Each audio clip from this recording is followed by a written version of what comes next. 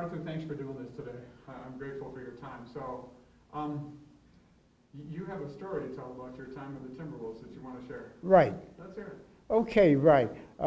Actually, I was drafted and did my basic training in Texas with an engineer combat battalion that eventually ended up in Normandy day one. But somewhere in my training, there came down an announcement from higher headquarters. They were looking for fellows to take a test for Army Specialized Training Program. And I was lucky enough to pass it and was sent to Niagara University for about a year and a half. But suddenly, again, the orders came from higher headquarters because of the heavy casualties in Europe and the infantry troops, break up the ASTP, and off we went to the ground forces. And this is what accounted for the Timberwolves' strong approach to, Timberwolf up, that spirit. All these young 19, 20, 21-year-old boys were taken out of college, shoved into the infantry, and the Timberwolf Division benefited from that group of men, and I was one of them.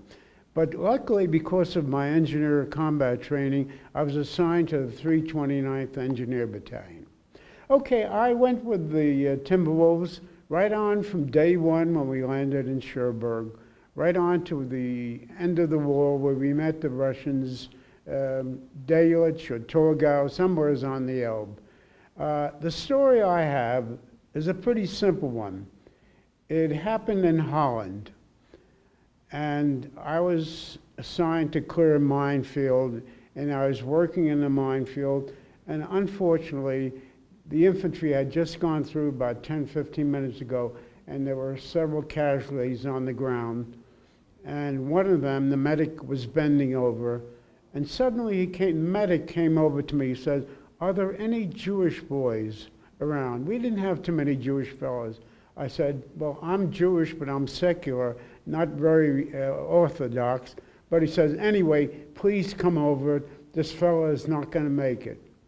And he wanted somebody to hold hands with.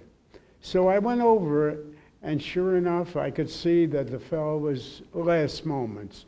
But he wanted what is known in the Jewish religion as the Shema, which is the funeral, what you say, the dying words a rabbi would say of a boy of a Jewish faith.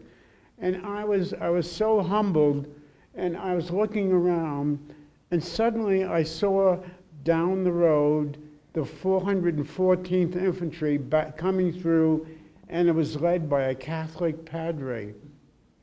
And I ran over to him. I said, "Padre, please, there's a boy dying.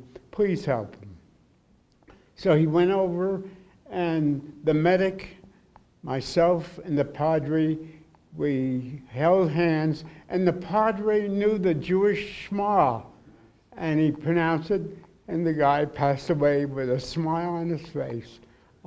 As long as I live, I'll never forget that. And that's my story.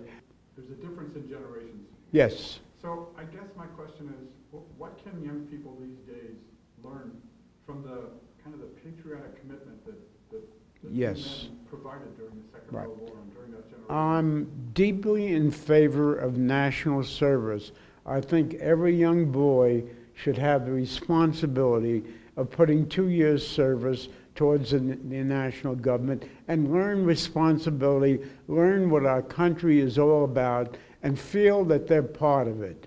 Stay away from the pubs and the discos. That doesn't count. Get in there in the Army, or even in the military hospital, or get out in the woods, CCC or something.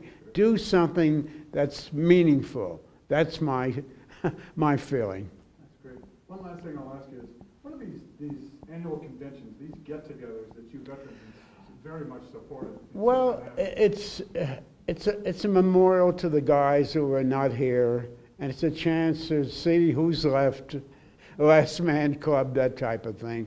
And it provides a wonderful service for everybody. And I'm so happy that the young pups, the children, the grandchildren are taking over where the old fogies can't handle it anymore. Is there anything else you want to share today? No, we've had a wonderful reunion, and I want to thank everybody for attending, and let's hope next year will be an even better one. That's great. I hope to see you there. Thank you very much.